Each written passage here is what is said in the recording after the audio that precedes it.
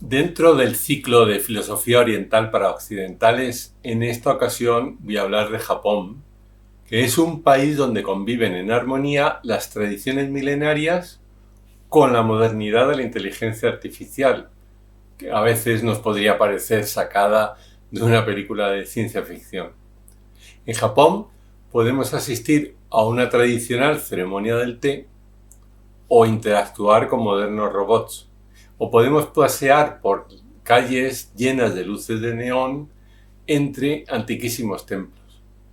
Estos son elementos que no vamos a encontrar en ninguna otra parte y nos hacen ver por qué Japón es diferente. Por ejemplo, en el templo de Kodaiji, en Kioto, es un templo de más de 4 siglos de antigüedad. Desde hace unos pocos años hay un robot llamado Mindar que ejerce como sacerdote budista. Este robot puede predicar sermones asistido por medio de la inteligencia artificial y ofrecer consejo a los problemas espirituales y éticos de los fieles. Pero bien, vamos a hablar en primer lugar de algunas características identitarias de Japón y luego haremos la comparativa con otras características que observamos en el desarrollo de la inteligencia artificial. En cuanto a las características de Japón, ya hemos mencionado sus tradiciones milenarias. De hecho, es un imperio que se remonta a unos 2700 años, según las leyendas, y al menos históricamente sí que está corroborado que es la dinastía reinante más antigua del mundo desde hace unos 1500 años. Y sin embargo, a pesar de todo esto, a pesar de estas tradiciones milenarias, en Japón existe un gran aprecio por lo efímero, por aquello que rápidamente desaparece. Y esto es algo que observamos en esa flor que es el emblema nacional de Japón, que es la flor del cerezo, Sakura. De hecho, al comienzo de la primavera hay una celebración conocida como Hanami, en la que millones de japoneses se reúnen no solo en familia, sino incluso con los compañeros de trabajo para ir a ver los cerezos en flor, que es un espectáculo que dura unos pocos días. Este gusto por lo efímero se observa también en los templos tradicionales de Japón, que no están hechos de piedra sino de madera y son reconstruidos cada 20 años.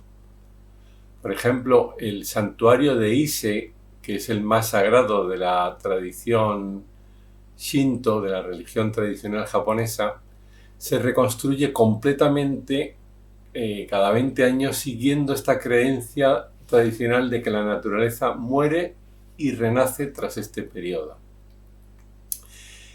En la mentalidad japonesa hay una percepción de la divinidad en todo lo cotidiano.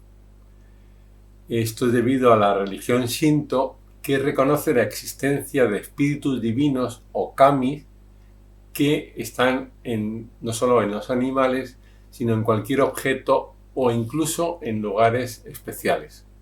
Así, kami sería la vitalidad de todo lo que habita en la naturaleza, en una especie de animismo.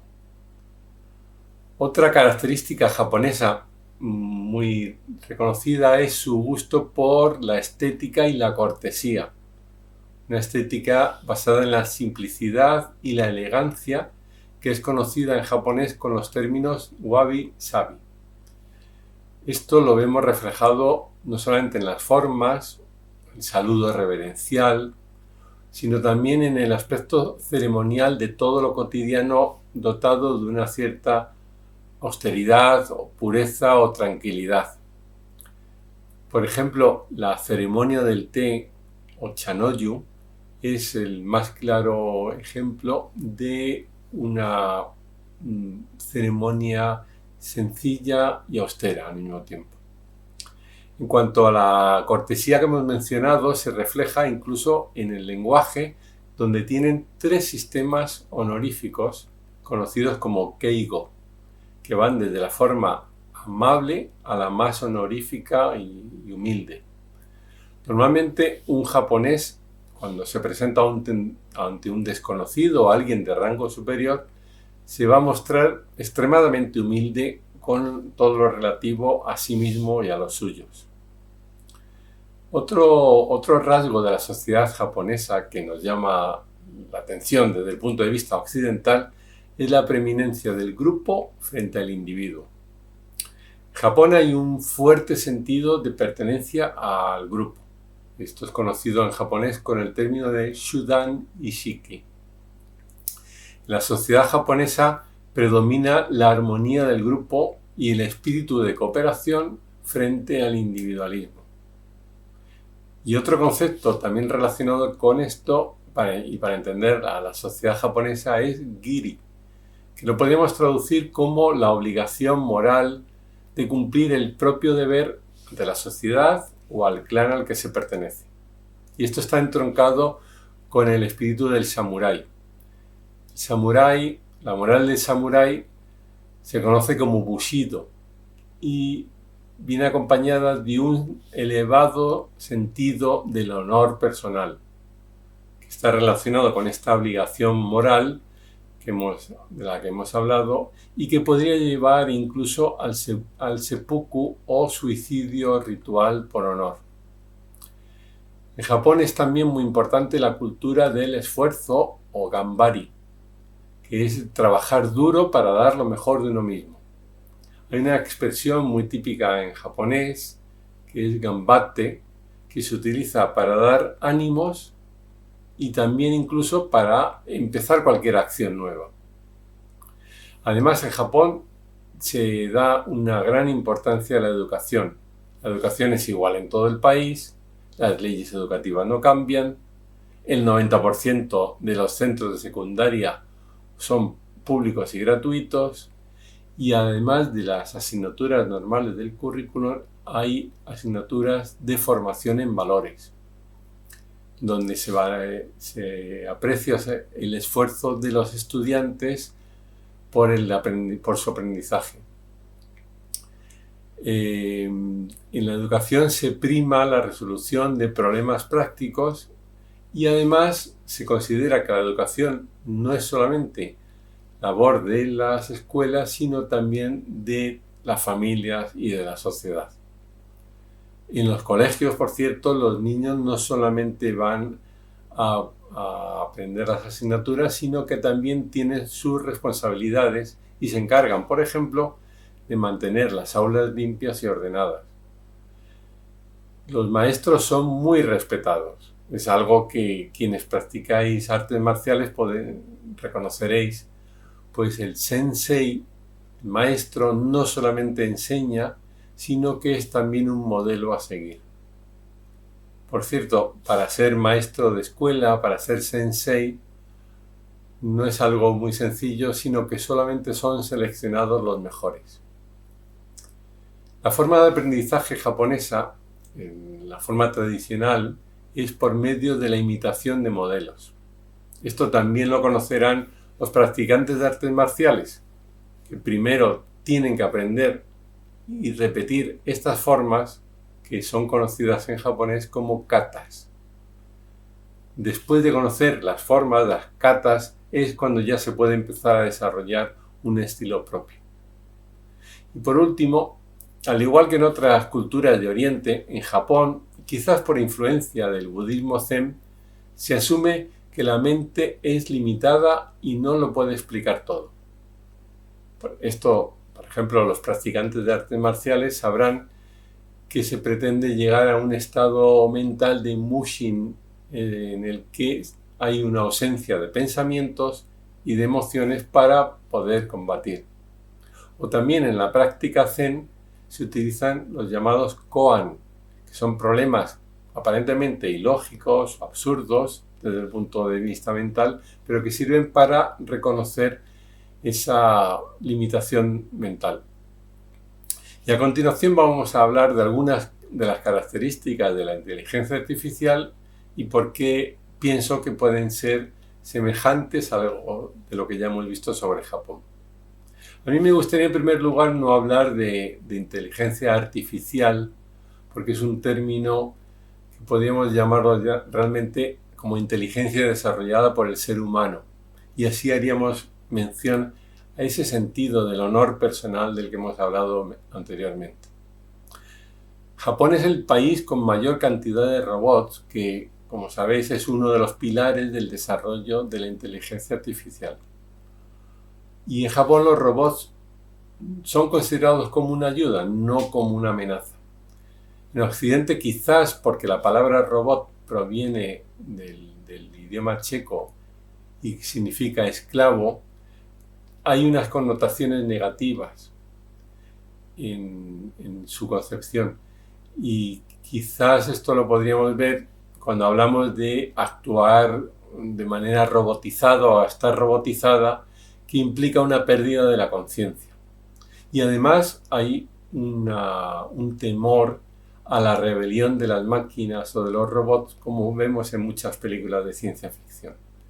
Sin embargo, en Japón no existe este temor a la robotización, porque los robots nacieron al principio con fines industriales para evitar un trabajo repetitivo para los seres humanos, para ayudarle, y ahora están ayudándole como asistentes personales en cuidados médicos o cuidados de personas mayores. Quizás esto podría estar relacionado con ese respeto sintoísta que hemos hablado, de respetar, de pensar que todo objeto incluso es sagrado y tiene un kami. En los últimos avances en la inteligencia artificial ha habido un gran cambio de paradigma a través del uso de las redes neuronales. Las redes neuronales podríamos relacionarlas con ese trabajo en equipo y esa primacía del grupo frente al individuo. Un único individuo no puede conseguir éxito si no es en equipo, por medio de esa red neuronal. Estas redes neuronales es lo que ha permitido desarrollar un programa conocido como AlphaGo, que ha logrado derrotar a los mejores jugadores humanos en el tablero de Go, que es un juego, aunque de origen chino, muy popular en Japón. Una vez que ya se había derrotado al ser humano en el ajedrez, el juego del Go, que es de mayor complejidad, se consideró durante mucho tiempo como el más difícil de los retos de la inteligencia artificial y ha requerido de enormes avances para poder llegar a desarrollar un programa como AlphaGo.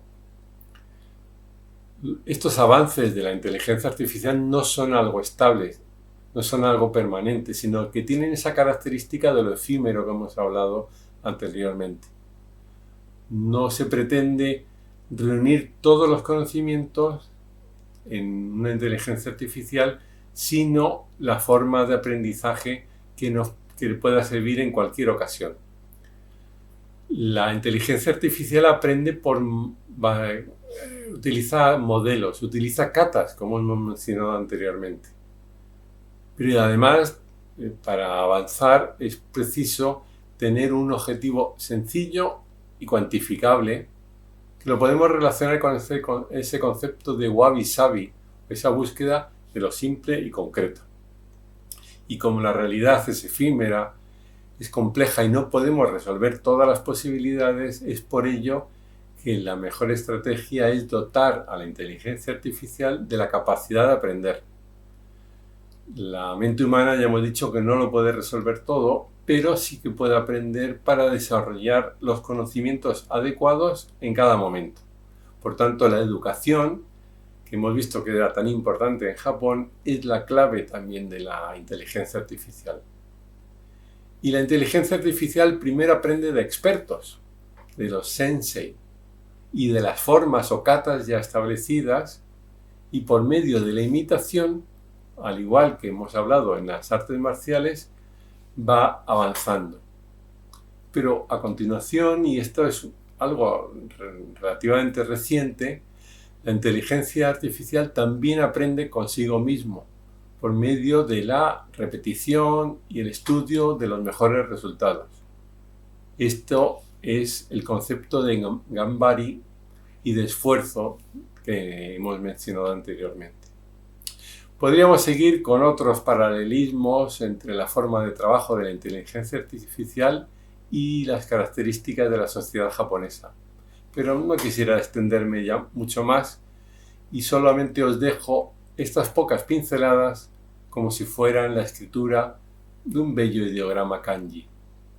Muchas gracias por su atención. Arigatou gozaimashita.